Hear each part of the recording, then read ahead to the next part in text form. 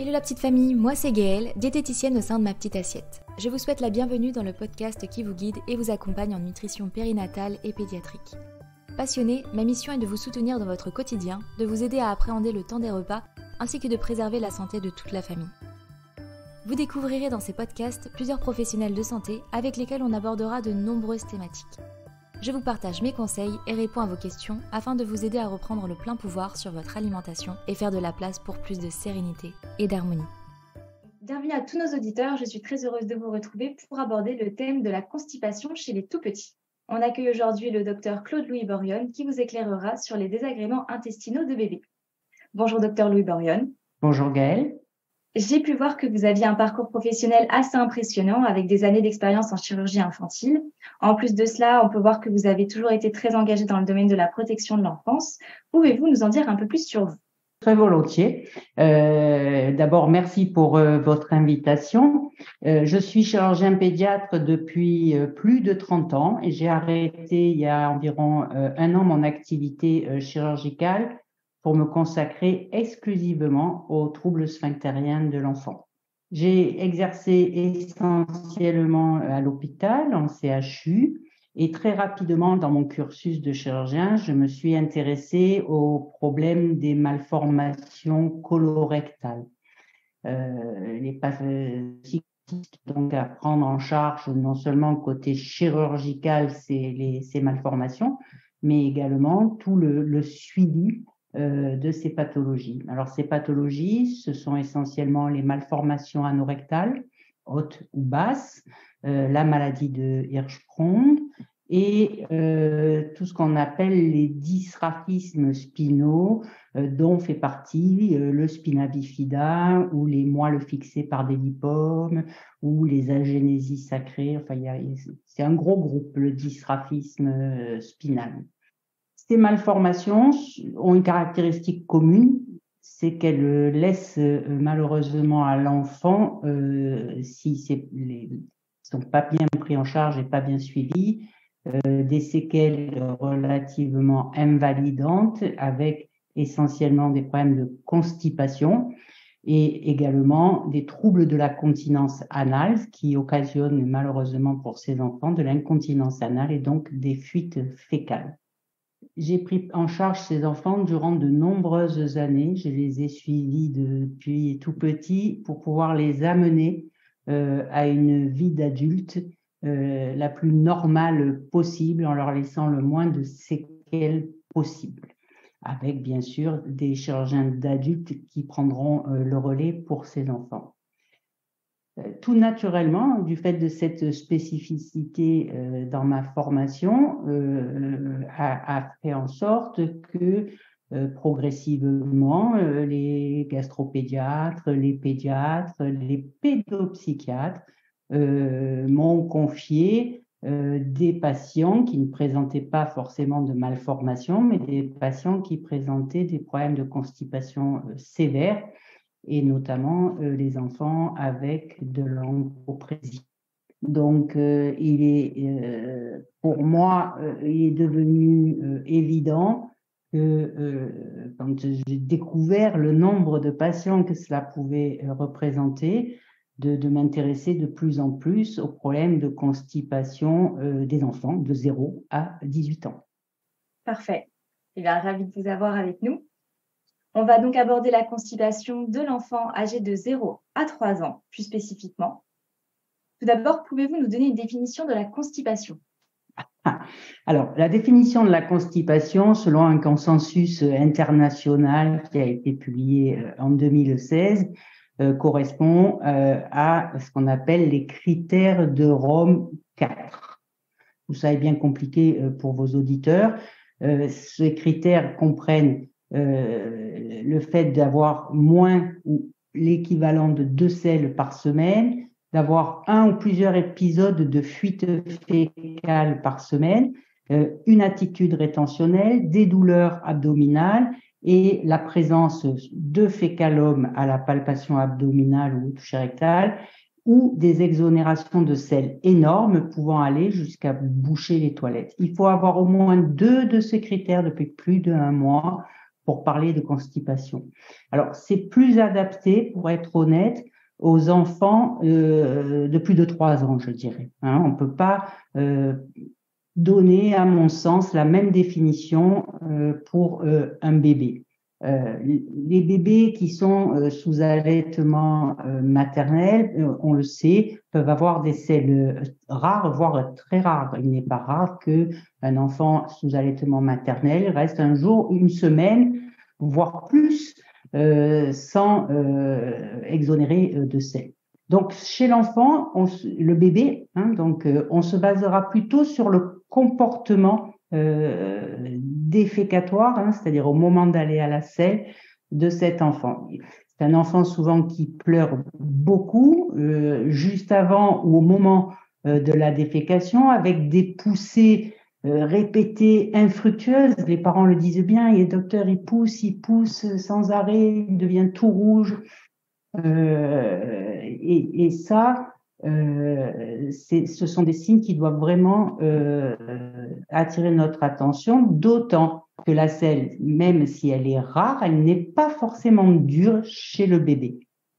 Donc, vous avez dit qu'il faut faire particulièrement attention au comportement de défécation, donc entre le 0 à 3 ans. Donc ça, c'est les signes qui peuvent alerter les parents. C'est les comportements et c'est à partir de... Les parents, en général, quand ils viennent vous voir, ils vous disent, le docteur, il est constipé, il pousse, il n'arrive pas à faire, il pleure beaucoup au moment où la selle sort, je comprends pas parce que la selle, elle est pas dure. Voilà. Moi, ça, pour moi, c'est quand des parents arrivent et racontent un scénario qui est pratiquement toujours le même, ça, on peut considérer que le bébé est constipé. D'accord. Et donc, quelle est la différence entre la constipation et la colique? Alors, ça n'a rien à voir. Hein. La colique, c'est quelque chose de classique chez le bébé, hein, jusqu'à 4-5 mois à peu près. C'est dû à une immaturité intestinale avec l'absence d'IGA sécrétoire. La constipation ne donne pas au sens vrai des coliques. La constipation peut donner des douleurs abdominales où l'enfant pleure. Alors, c'est difficile pour des parents de faire la part dans les pleurs. Est-ce que ce sont des pleurs parce qu'il a mal au ventre, parce que il a une trop grande quantité de sel accumulée dans son côlon, ou est-ce que c'est réellement ce qu'on appelle la colite du nourrisson? La colite du nourrisson ne rentre pas du tout aujourd'hui, je pense, dans ce propos. Voilà. La colite, c'est un symptôme spécifique. Par contre, les pleurs qu'on trouve dans les deux, ça peut effectivement survenir également dans la constipation. La colite, c'est un inconfort intestinal. Voilà. Et surtout, l'enfant pleure vraiment toute la journée, quoi. C'est des pleurs répétés, paroxystiques, ils passent, ils viennent, ils passent, ils viennent.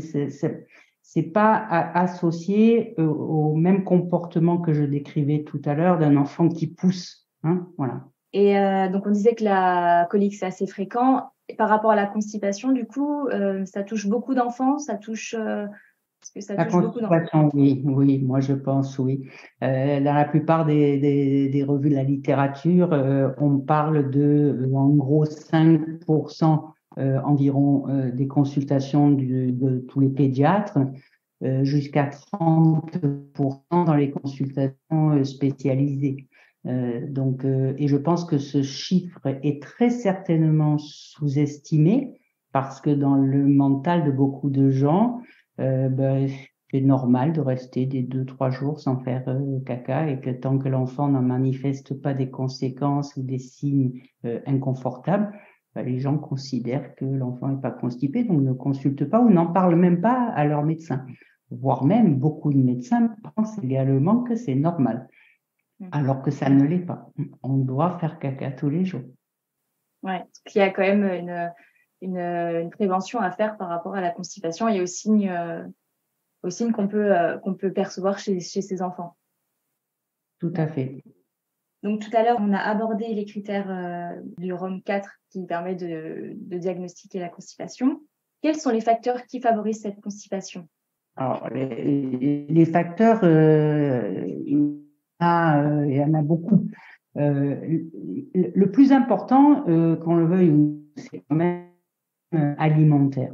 Hein, c'est un trouble, enfin un trouble. c'est une alimentation qui n'est pas adaptée au bébé.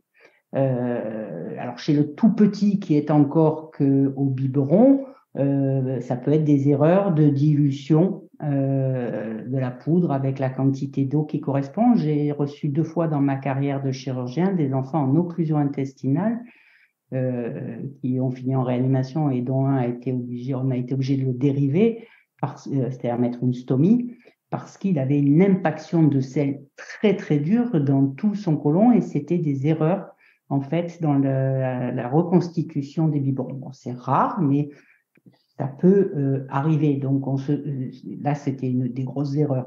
Mais on peut imaginer que des petites erreurs également peuvent favoriser l'apparition de sel dur chez l'enfant.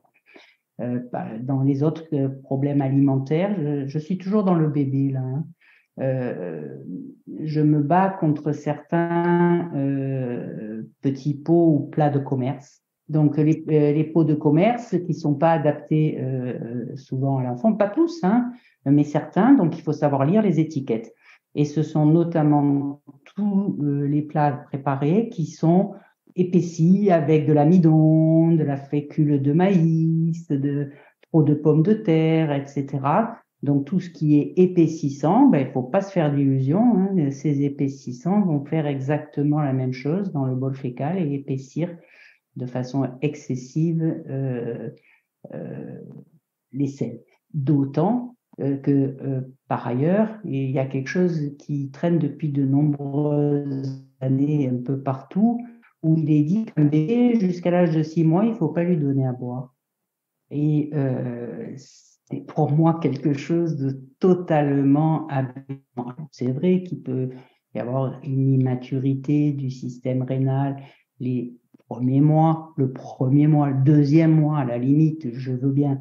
Mais après, il n'y a pas de raison de ne pas donner à boire à un enfant s'il fait chaud, s'il a de la fièvre, s'il transpire beaucoup. Des enfants transpirent beaucoup la nuit et ça, malheureusement, souvent, c'est quelque chose qui garde longtemps. Toute cette déperdition en eau n'est pas compensée par un apport hydrique en plus des biberons. Le lait n'est pas de l'eau et n'a pas la même fonction que l'eau pour hydrater la selle. La preuve en est, c'est que vous faites boire un petit bébé quand régulièrement dans la journée des petites quantités, les parents remarquent immédiatement que la consistance des selles s'est modifiée.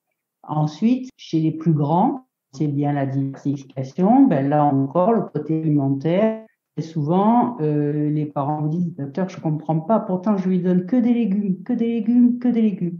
Et très souvent, il y a des excès, et tout excès est mauvais de toutes les manières, quelles que soient les pathologies. Et trop de fibres avec notamment une grosse partie de fibres dites insolubles. Vous allez avoir une pelote de fibres dans le tube digestif qui va faire que la selle, elle est dure, elle est trop compacte. Il en est de même pour des alimentations trop sucrées ou trop grasses. Donc, effectivement, quand je les vois en consultation, ils ont un listing des aliments à prendre avec modération, apprendre également à peler les légumes, enlever les peaux des courgettes, enlever les peaux également des fruits pour la plupart. Donc, faire attention à pas faire d'excès dans l'apport de fibres et bien choisir les fibres que l'on va donner à l'enfant. Alors après, ça c'est les causes alimentaires, mais il ne faut pas oublier qu'il existe des causes anatomiques et organiques, des maladies qui peuvent favoriser la constipation. Moi, je mettrais en premier la première malformation dont il faut se méfier, c'est les malformations anorectales basses. Ce sont des enfants qui ont des anus qui ne sont pas bien positionnés. Il peut donner l'impression, quand on n'est pas chirurgien et qu'on ne connaît pas parfaitement bien l'anatomie exacte de l'anus, que ça va bien. Et en fait, ce sont des anus qui sont dits antéposés. C'est sûr que si c'est des malformations anorectales plus graves, on fait le diagnostic à la naissance puisque l'enfant sera en occlusion. Mais des petites malformations anorectales basses, à type justement d'anus antéposé, j'en ai beaucoup trouvé dans mes consultations sur des enfants constipés, et des fois tardivement, à 2 ans, à 3 ans. Il y a également la possibilité de trouver ce qu'on appelle des diaphragmes anorectales. C'est tout à fait particulier et c'est pas beaucoup décrit dans les livres.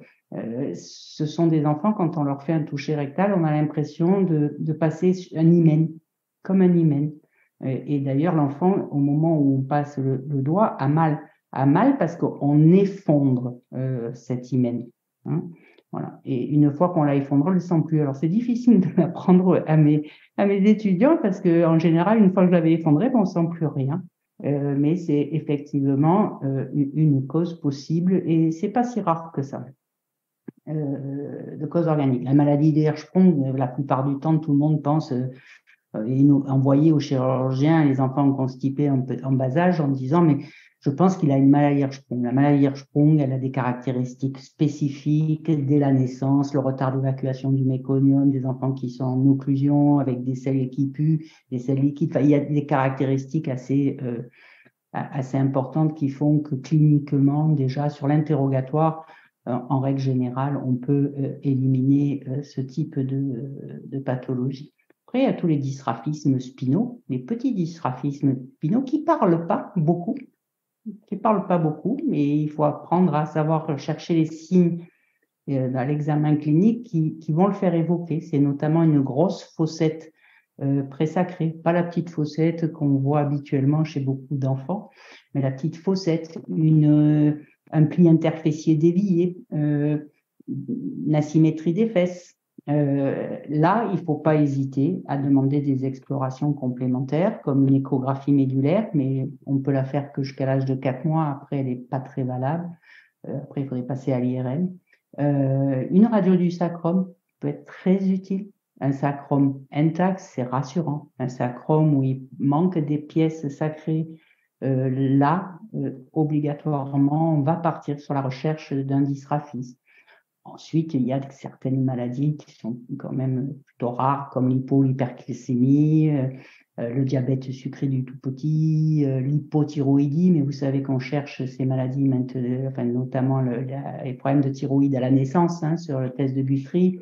Donc bon, ça fait, franchement, dans ma carrière, j'en ai pas trouvé énormément. On parlait aussi de la maladie cœliaque, l'intolérance au gluten, qui peut donner de la constipation, mais là aussi c'est rare et souvent on fait le diagnostic beaucoup plus tardif. Une cause qui est peu connue, peu décrite, qui est connue essentiellement des chirurgiens pédiatres, c'est ce qu'on appelle l'immaturité sphinctérienne. L'immaturité sphinctérienne, c'est une intrication chez le tout petit entre les fibres musculaires lisses du sphincter interne et les fibres musculaires striées du sphincter externe. Normalement, ces deux sphincters sont parfaitement individualisés. Mais chez le tout petit, c'est pas encore bien totalement individualisé et il y a une sorte d'intrication entre les fibres. L'enfant a un tonus de base du canal anal qui est permanent, ce qui fait que quand il pousse, il s'ouvre pas ce sphincter et il pousse sur un sphincter fermé. C'est pour ça que je disais, un enfant qui pousse beaucoup, il faut impérativement il y a un problème. Et quand on fait le toucher rectal à ces enfants, on sent le muscle sur notre petit doigt. C'est un toucher rectal, bien sûr, qui est doux avec le petit doigt. On sent parfaitement le muscle autour qui serre très fort. Et quand on enlève le doigt, on a une explosion de selles. Les selles sortent en jet. Et ça, c'est assez caractéristique de l'immaturité sphinctérienne. Ça va maturer dans les livres d'anatomie. Nos vieux maîtres disaient que ça pouvait s'individualiser parfaitement vers l'âge de 2 ans. En pratique, en 8 mois, maximum 1 an, c'est fait. Voilà. Mais en attendant, il faut intervenir pour pas laisser l'enfant pousser sur un sphincter fermé. Quelque chose aussi qui est peu connu, mais que la plupart des gens, quand on leur explique, trouvent logique, c'est les enfants qui ont du reflux gastro-œsophagien, qui est physiologique la plupart du temps chez le bébé. Beaucoup d'enfants ont des régurgitations. Et le traitement de la régurgitation, c'est l'épaississement des biberons. Ce sont souvent des enfants, quand on leur donne un peu d'eau, c'est tellement liquide que ça les fait refluer encore plus. Donc ceux-là, ils boivent encore moins que les autres. Et il est vrai que les traitements est nécessaire pour ce reflux gastro-œsophagien participent à la mise en place, au développement d'une constipation, avec des selles dures et des difficultés à les expulser. Voilà. Donc, quand on fait l'examen d'un enfant, un bébé qui vient pour une constipation, l'examen périnéal est obligatoire de toute la région, anale, le sacrum, etc. Et le toucher rectal à la première consultation est très souvent utile pour éliminer des petites choses qui ne seraient pas vues. La grande cause, mais là je crois qu'on sort du sujet parce que c'est un peu limite. À partir de l'âge de 3 ans, c'est la soi-disant acquisition de la propreté. Pourquoi je dis soi-disant? Parce qu'elle est sociétale. Il faut mettre les enfants à l'école. Et donc, les parents n'ont qu'une obsession, c'est de mettre que l'enfant soit propre pour pouvoir aller à l'école. Et c'est une des grandes causes de début de constipation pour certains enfants.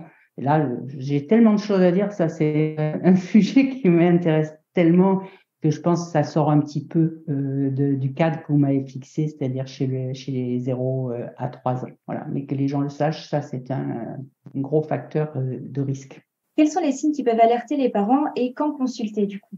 Alors, les signes, je reviens sur ce que j'ai dit, un enfant qui pousse de façon anormale, excessive, il devient tout rouge et des poussées qui sont infructueuses. Ça, c'est bien sûr l'espacement des selles qui avant étaient quotidiennes, de belle qualité, puis d'un coup, elles deviennent beaucoup plus rares. Il n'est pas rare que j'ai des parents qui me disent que l'enfant reste des 4-5 jours, voire une semaine sans arriver à faire des selles. Et puis surtout, la présence de sang. La présence de sang qui recouvre les selles ou des traces de sang dans la couche. Ça, ce sont les signes que manifestement, il y a probablement une fissure qui a été déclenchée et du fait du passage de selles trop grosses et trop dures. Donc ça prouve bien que là, il y a un problème. D'autant que l'enfant, il n'est pas bête. Quand la selle sort, il a mal du fait de la fissure. Il se retient. Il va se retenir et plus il va se retenir, plus la selle va être grosse. Plus la selle va être grosse, plus elle va lui faire mal. Donc très rapidement, on rentre dans un cercle vicieux qu'il est impératif de rompre rapidement. Voilà. Quelque chose aussi qui doit alerter des parents, c'est un enfant qui fait trop souvent caca, mais des petites quantités. C'est-à-dire que toutes les fois qu'ils vont changer la couche ou quand ils poussent, ils vont avoir une petite boulette, une quantité de sel vraiment infime. Et ça, ils vous disent toute la journée. Donc ça, c'est le signe qu'il y a un trop-plein et qu'il n'arrive pas à expulser. Alors, il arrive à expulser des petites quantités, mais c'est un peu l'équivalent de l'encoprésie du grand. Voilà. Donc ça, c'est souvent quand les parents racontent ça, à la palpation, on trouve un fécal déjà. Donc du coup, à partir de quand consulter, c'est lorsqu'on voit ces premiers signes apparaître Oui, tout à fait. Mieux vaut ne pas attendre et mieux vaut consulter tout de suite. Ça ne s'arrangera pas tout seul. Voilà, ça marche. À quelle fréquence, selon vous, doivent être les selles en moyenne? Et est-ce qu'il y a une différence entre les enfants allaités et les enfants au biberon? Alors, la normale, et j'insiste toujours dans mes consultations, c'est de faire caca tous les jours, d'avoir des selles quotidiennes et des selles en bonne quantité quotidiennement. Alors après, chez le bébé, il est évident qu'il y a des choses qui sont un peu différentes. Tant qu'il est à l'allaitement exclusif, qu'il soit maternel ou au biberon, effectivement, le bébé peut, c'est-à-dire jusqu'à l'âge de la diversification, peut avoir des selles qui sont plus rares. Dans l'allaitement maternel, on l'a déjà dit, 15 jours sans selles, qui peuvent effectivement, qui sont dus au fait que il prend tout, il y a pas de résidus dans le lait maternel, donc il n'y a pas de fabrication de sel. Mais là, je suis vigilante. Si l'enfant ne fait pas de poussée excessive, alors qu'il est sous allaitement maternel et qu'il a des selles qu'une fois par semaine, une fois tous les 10 jours, c'est pas inquiétant. Si par contre, il a des poussées infructueuses, là, il faut se méfier. Il y a la fameuse immaturité sphinctérienne qui peut très bien coexister avec un allaitement maternel et des selles qui ne sont pas forcément dures. Voilà. Chez les bébés, en plus, très souvent, ils ont plusieurs selles par jour. Moi, je disais au moins une fois par jour, mais ils ont très souvent, normalement, des selles pratiquement après chaque biberon. Pourquoi? Parce qu'ils ont un temps de transit qui est accéléré par rapport à nous. Plus on vieillit, plus notre temps de transit s'allonge. Et ils ont surtout ce fameux réflexe gastrocolique qui est très prononcé. Et très souvent qui apparaît au milieu du biberon. Au milieu du biberon, les parents entendent que l'enfant va à la selle. En grandissant, il apparaît après les repas, mais ce réflexe gastrocolique qui est très prononcé, favorise les exonérations de selles quotidiennes. Voilà. Donc, c'est toujours pareil. Chez le bébé, c'est le comportement défécatoire de l'enfant et la consistance de ses selles qui vont nous faire dire est-ce que oui ou non il est constipé. D'accord. Donc, comment vous prenez en charge la constipation chez ces enfants-là, chez les enfants de 0 à 3 ans? Alors, il y a toujours 2 questions essentielles avant de démarrer un traitement de la constipation. La première, c'est connaître la consistance des selles de l'enfant. Et la deuxième, c'est quel est son rythme défécatoire actuel. Combien de temps il peut rester sans faire caca, les selles elles apparaissent tous les combien, etc. Donc, très souvent, c'est lié, ça va ensemble. Donc, la première chose, c'est, si les selles sont dures, c'est hydrater. Hydrater. Alors, on a parlé de la fameuse soi-disant intoxication à l'eau des bébés jusqu'à l'âge de 6 mois. Ça, je crois qu'il faut un peu l'oublier. À partir de l'âge de 1 mois ou 2, s'il fait très chaud, s'il a de la fièvre, s'il transpire, et si déjà les selles sont dures, parce qu'il y a des parents qui décrivent des selles dures de très petits, il faut l'hydrater. Et la plupart des gens ne connaissent pas les besoins en eau d'un enfant. Les besoins en eau d'un enfant, c'est 50 à 80 millilitres kilo jour. Donc, un enfant qui fait 10 kilos, il a 1 an, il fait 10 kilos, il doit boire, s'il ne transpire pas de façon excessive, ou là, il faudra qu'il boive plus, mais c'est minimum 500 millilitres d'eau. Et le lait n'est pas de l'eau. Voilà, c'est du liquide, c'est un aliment sous forme de liquide, mais il n'a pas la même fonction d'hydratation que l'eau. L'allaitement maternel, c'est un peu différent, ça apporte un peu plus d'eau. Ensuite, comme je vous le disais tout à l'heure, on va réexpliquer l'intérêt des fibres, pas que des fibres, et surtout celles qu'on donne, lesquelles on donne. Voilà. Donc, ils ont en général des consignes pour limiter certaines fibres, augmenter d'autres. On les aide également parce que souvent, je trouve qu'il n'y a pas assez de conseils sur la façon dont il faut cuisiner les légumes, qu'est-ce qu'on peut proposer comme plat aux enfants. Et ça, je crois que c'est important que les parents puissent avoir des supports pour les aider à savoir cuisiner. Ça va améliorer la constance des selles. Introduire les fruits frais dès que possible. Par exemple, moi, la compote, c'est quelque chose que je n'aime pas. Compote, il y a trop de fibres. Et souvent, le gamin, il a au goûter à 10 heures. Il va avoir une compote également l'après-midi. Donc, ils ont au minimum 2 compotes par jour. Voilà, c'est un exemple. Je fais limiter les compotes.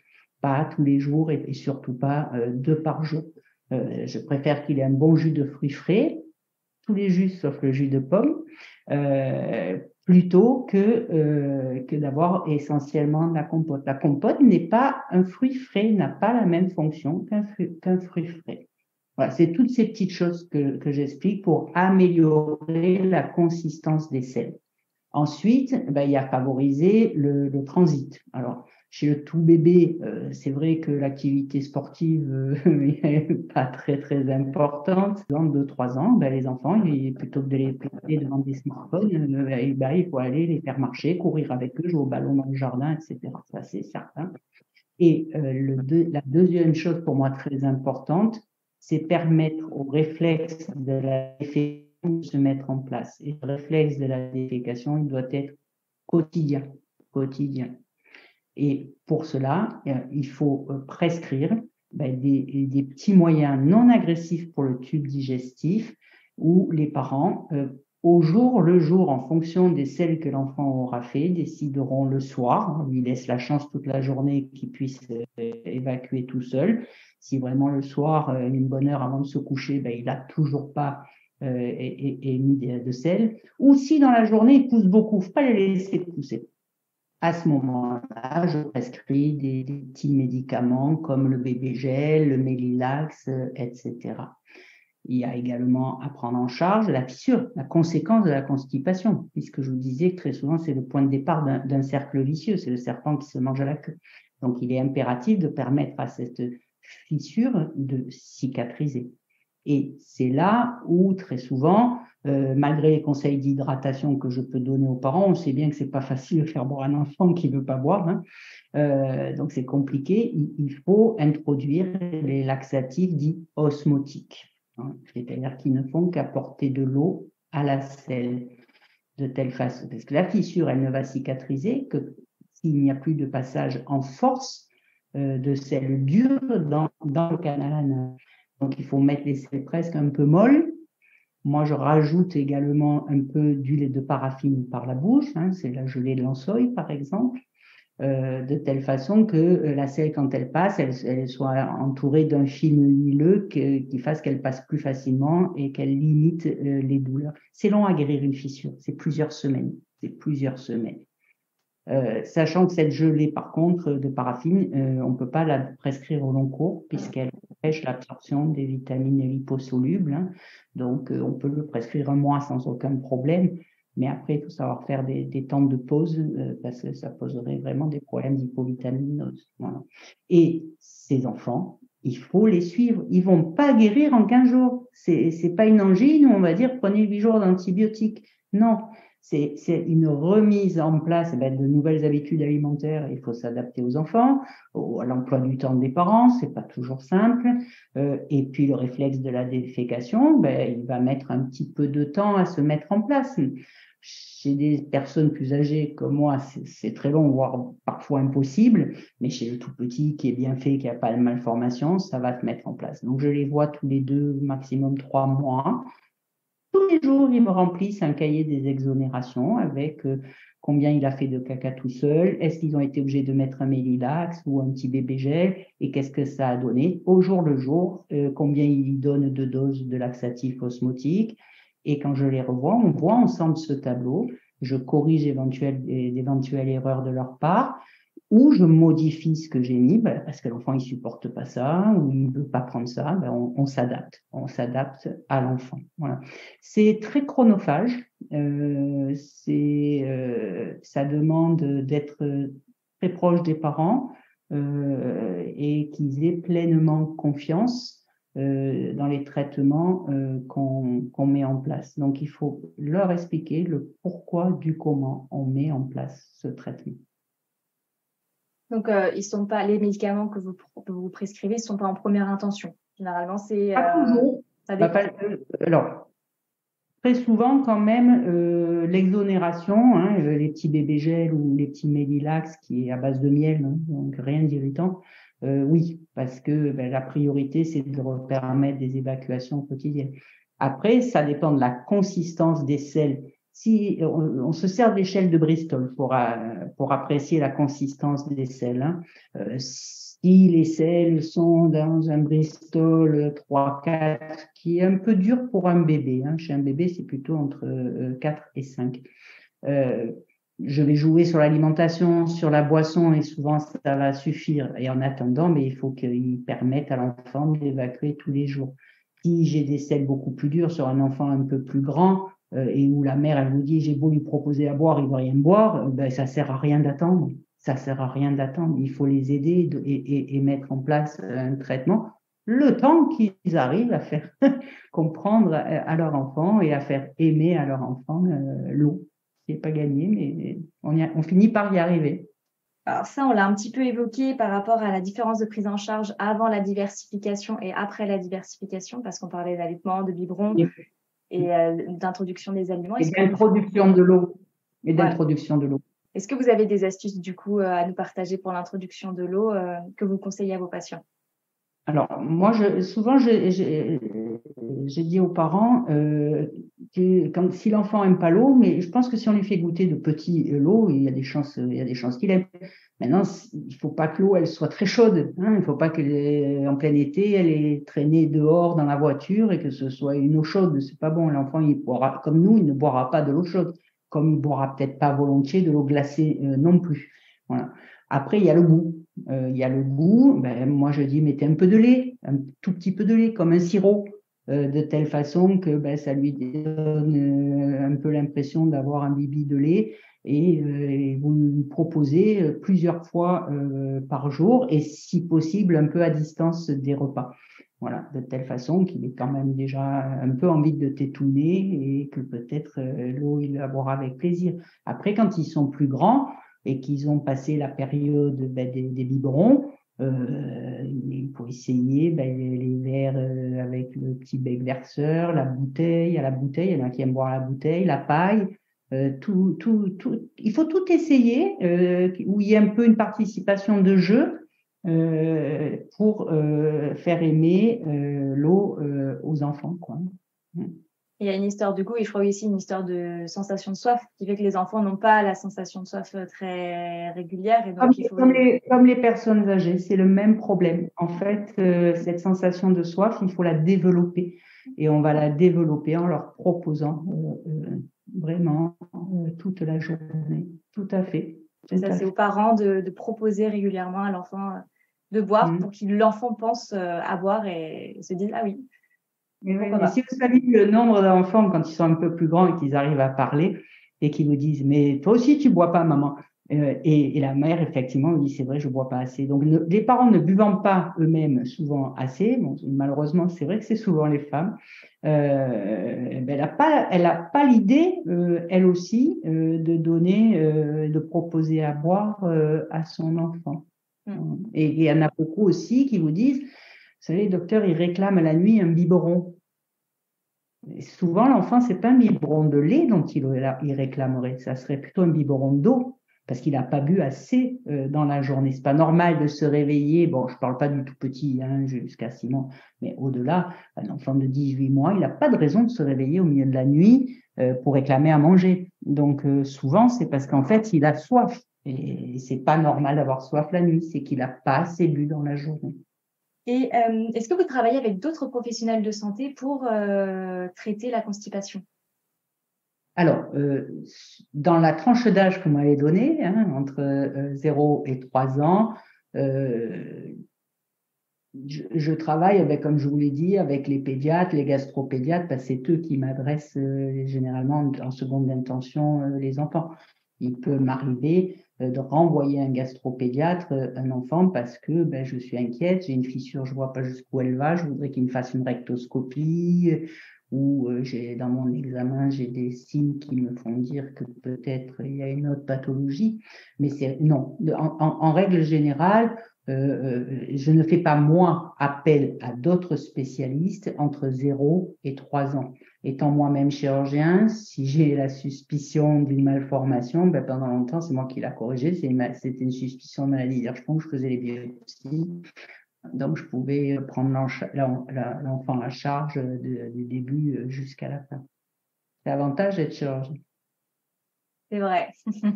Pour aborder les causes, on en avait parlé et je me demandais, du coup, il y a une question, je pense, qui revient aussi souvent, c'est l'impact psychologique que ça peut avoir sur la constipation, les changements de vie chez l'enfant. Est-ce que ça peut engendrer une constipation ou pas du tout? Là, c'est quelque chose qu'effectivement, on me pose souvent. Moi, mon opinion, c'est que dans cette tranche d'âge, je parle pas vraiment, je reste dans cette tranche d'âge, Je ne pense pas qu'il y ait des facteurs psychologiques qui génèrent de la constipation. Je pense que des facteurs peuvent être marquants dans une vie familiale, la perte d'une grand-mère, la perte d'un père, l'arrivée d'un autre enfant, font que les parents, pour peu que la maman, par exemple, un autre enfant né, la maman est à la maternité, ça se passe pas forcément très bien, il reste une semaine, c'est le papa qui s'en occupe, le pauvre il gère tout à la maison. Eh ben, il va peut-être faire pas les mêmes repas que faisait la maman, il va peut-être pas forcément vérifier qu'il fait bien caca tous les jours parce que lui-même a tellement de choses à gérer. Moi, je crois que c'est certains événements dans la vie font que probablement les parents, à un moment donné, et pendant quelques temps, ils sont un peu moins attentifs à ce genre de choses pour leur bébé. Et ils passent un peu moins de temps que ce qui passait avant pendant une certaine période. Mais ça peut suffire à que pendant cette période, ça y est, des selles dures sont arrivées, une fissure s'est créée, etc. Il n'est pas rare que dans les facteurs, j'en ai pas parlé tout à l'heure, mais dans les causes déclenchantes, ça peut être une bonne gastroentérite aussi. Une bonne gastroentérite où on a donné des médicaments antidiarrhéiques à l'enfant et on les a continués plus longtemps qu'il ne fallait. Ça suffit à faire que la selle qui va arriver à la suite de cette gastroentérite, elle va être très dure et boum, une fissure se crée et vous êtes parti dans le cercle vicieux. Voilà, ça fait partie aussi, vous voyez, des petits, tout ce que je recherche, je cherche toujours à quel moment précis a commencé la constipation. Alors, facteur psychologique à cet âge-là, non. Sauf pour la mise au pot, je vous ai dit, c'est un autre sujet, il y aurait beaucoup à dire pour la mise au pot. Donc ça, je l'exclus, bien sûr. Après, et chez les grands, c'est d'autres problèmes aussi. Voilà. Après, il faut pas oublier, moi je suis, comme vous l'avez dit, aussi beaucoup impliquée dans la protection à l'enfance, puisque je suis expert judiciaire en maltraitance et que ça fait plus de 20 ans que je m'occupe d'expertise d'enfants maltraités. Et j'ai toujours un peu derrière la tête quand même qu'un enfant qui présente des constipations importantes, etc., je suis toujours attentive de me dire est-ce que je ne suis pas dans une situation de maltraitance vis-à-vis de l'enfant. Maltraitance qui peut être parce qu'on ne leur donne rien à manger, ou on leur donne que des... Voilà, pas forcément physique au sens frapper. Oui, il faut y penser, bien sûr. Ça marche. Et tout à l'heure, on parlait du suivi également. Vous avez une moyenne de... Combien dure un suivi pour guérir finalement la constipation chez l'enfant? Ça dépend, de l'âge de l'enfant, de l'ancienneté de la constipation. Donc, sur un 0-3 ans, ça peut aller très vite si l'enfant, par exemple, accepte de boire, que c'était tout bêtement ça qu'il accepte. En 4-5 mois, on a réglé le problème. Mais ça peut des fois aller entre 8 et 12 mois si le traitement et si les consignes sont bien appliquées, bien sûr. C'est long, oui, c'est long. Oui, mais il faut prendre le temps en même temps d'intégrer les nouvelles habitudes, etc. Donc forcément aussi... Pour moi, guéri, ça veut dire qu'il a des belles selles, de belles consistances et qu'il les évacue quasi quotidiennement. Après, on a le droit de sauter de temps en temps le jour. Voilà. Et que donc, tout s'est remis en place, quoi. Donc, pensez-vous que les bébés constipés seront plus sujets à la constipation en grandissant, notamment à l'âge adulte? Je pense que ça peut être un facteur favorisant. Ça, c'est certain si c'est pas pris en charge. La preuve en est, c'est que les enfants plus grands qui me sont adressés, puisque je vous ai dit que je les voyais généralement jusqu'à la majorité, très souvent dans l'interrogatoire, où je vous dis que je recherche la cause initiale, ça remonte très souvent à l'enfance, très très souvent à la petite enfance même. Et les parents aussi, quand ils vous parlent, même moi aussi, docteur, je suis constipée, puis je l'ai toujours été. On m'a d'ailleurs dit que j'avais un côlon trop long, un côlon feignant. Voilà, ça, c'est toutes les bêtises qu'on veut bien dire aux gens pour surtout pas s'occuper de leurs problèmes de constipation. Donc, Moi, je pense que c'est pas pris en charge et que le réflexe de la défécation se met pas en place. Il y en a une certaine partie qui vont rester constipés à l'âge adulte. Pratiquement 40% des adultes sont constipés. C'est quand même, dans notre civilisation, c'est quand même beaucoup. Et donc, la petite aparté, mais pour l'âge adulte, il n'est jamais trop tard de guérir de la constipation. Tout à fait. Il y a des gens qui s'occupent très, très bien de ça. Parfait. Sinon, est-ce qu'il y a des laits infantiles à privilégier ou à éviter? Et est-ce qu'ils se valent tous? Alors, je ne rentre pas dans ce débat. Moi, je me souviens de mes anciens patrons de pédiatrie à l'hôpital qui disaient tous les laits se valent. À l'époque, il avait raison parce qu'il n'existait pas encore des laits épaissis. Il fallait nous-mêmes épaissir les biberons avec du glumique, la gélopectose, etc. Les laits transit n'existaient pas. Les hydrolysats pour les allergies alimentaires n'existaient pas. Non, il existe des laits transit pour les bébés. Qui marchent assez bien. Donc, en général, quand les pédiatres m'adressent les patients, ils ont déjà essayé ça. Donc, où ça a marché, je ne vois jamais les enfants parce que tout est rentré dans l'ordre, ou ben, ça n'a pas marché. Et à ce moment-là, effectivement, malgré les changements de lait, l'enfant est déjà passé à la diversification et la constipation, elle perdure, quoi. Et concernant le choix de l'eau, est-ce que vous conseillez l'eau du robinet ou des eaux particulières? Là, ça, c'est un grand débat aussi. Moi, l'eau du robinet, si vous êtes dans une commune comme nous, ici à Marseille, l'eau est tout à fait bonne. Je ne vois pas pourquoi on ne l'utiliserait pas. Après, il y a les eaux minérales, peu minéralisées, qu'il faut conseiller. Là aussi, c'est les pédiatres. Par contre, je me bats, mais depuis des années, pour pas qu'on donne aux enfants des eaux riches en magnésium, pour ne pas la nommer, par exemple, au départ. On dit aux parents, un biberon sur deux, vous coupez moitié eau, moitié épars, ou après on leur donne à boire que de l'eau départ. Pour moi, c'est une aberration. Pourquoi? Parce que le magnésium va agir en faisant une irritation colique. Et cette irritation colique va faire un appel d'eau depuis les cellules vers le côlon. Donc, ça fait effectivement, ça augmente l'hydratation de la selle. Mais c'est en déshabillant Pierre pour habiller Paul, et ça fait également une colique. Une colite, ça fait une irritation. Donc l'enfant va avoir des mal au ventre. Au bout d'un moment, l'atmosphère riche en magnésium dans le côlon va s'y habituer et ça ne marche pas de toutes les manières. Et ce n'est pas une maladie, la constipation. Donc il n'y a pas de raison de lui donner une eau irritante qui agit comme un laxatif stimulant. Donnez-le à votre grand-mère. Très bien. La grand-mère, si elle a besoin de son verre d'eau départ pour aller à la selle, mais c'est très bien. Mais un enfant, non. Donnez-lui de l'eau. Hydratez la selle avec de l'eau. Donc, pensez-vous que le pruneau, le jus de pruneau, la compote au pruneau ont de réels effets sur la constipation? C'est exactement le même principe que l'eau départ. Oui, ça marche. Prenez 2 pruneaux ou 3 pruneaux. Il est évident que si vous aviez une petite constipation, ça va vous aider. Mais les pruneaux contiennent du sorbitol. Et dans ce sorbitol, c'est un laxatif stimulant. Donc, c'est exactement la même chose que l'eau départ. C'est-à-dire, on va donner des laxatifs stimulants qui ne sont pas du tout recommandés chez l'enfant. Ce n'est pas parce que c'est naturel que c'est forcément bon. Et donc, le pruneau, bon, oui, si, une fois parce que, alors qu'il allait très bien, il est un peu dur, il a bloqué une fois, pourquoi pas? Mais certainement pas comme une alimentation à introduire de façon régulière chez l'enfant. D'accord. Vous le prescrivez ou enfin prescrivez? Jamais. Vous le conseillez? Jamais. D'accord. Mais même sur mes fiches que je leur donne, c'est déconseillé.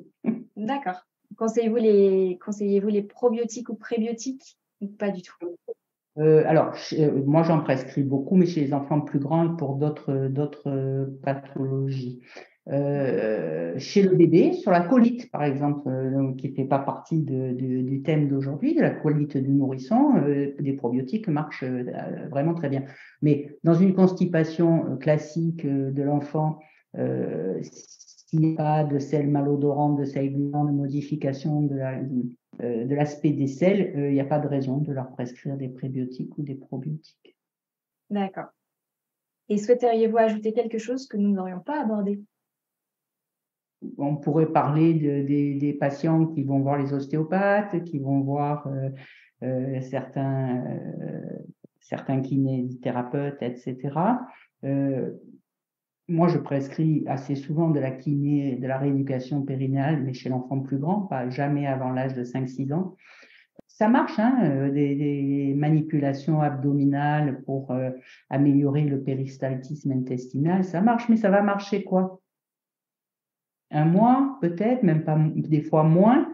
Si on n'a pas changé le mode d'alimentation, le mode d'hydratation de l'enfant, ça va récidiver obligatoirement. Alors, ça va le soulager momentanément, mais ça ne le guérira pas en aucun cas. En aucun cas. Donc, moi, personnellement, je ne le préconise pas. Si les parents ont envie d'y aller, que ça leur fait plaisir, ça ne me gêne pas. Ça ne me gêne pas. Donc, ça peut soulager, mais pas guérir, ce que vous voulez dire. Exactement. D'accord. Et donc, je vous remercie pour toutes ces réponses. On va faire un petit point sur tous les conseils qu'on a pu évoquer. Donc, on a parlé des erreurs de dilution des biberons, donc c'est-à-dire la proportion poudre de lait et eau des biberons. On a abordé les épaississants dans les pots et préparation pour bébé. On a abordé aussi l'excès des fibres au sein de l'alimentation. Donc, ne pas oublier de ne pas apporter des fruits et des légumes en excès et privilégier les légumes sans leur peau. Et il y a également les pépins qui sont aussi assez irritants pour le côlon, pour l'intestin. On a abordé également toutes les causes anatomiques et physiologiques du corps.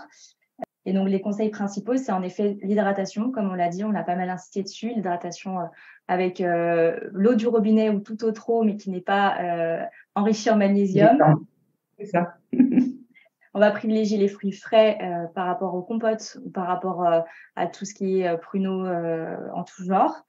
On va éviter aussi tout ce qui est prébiotiques et probiotiques, en tout cas pour les enfants de cet âge-là.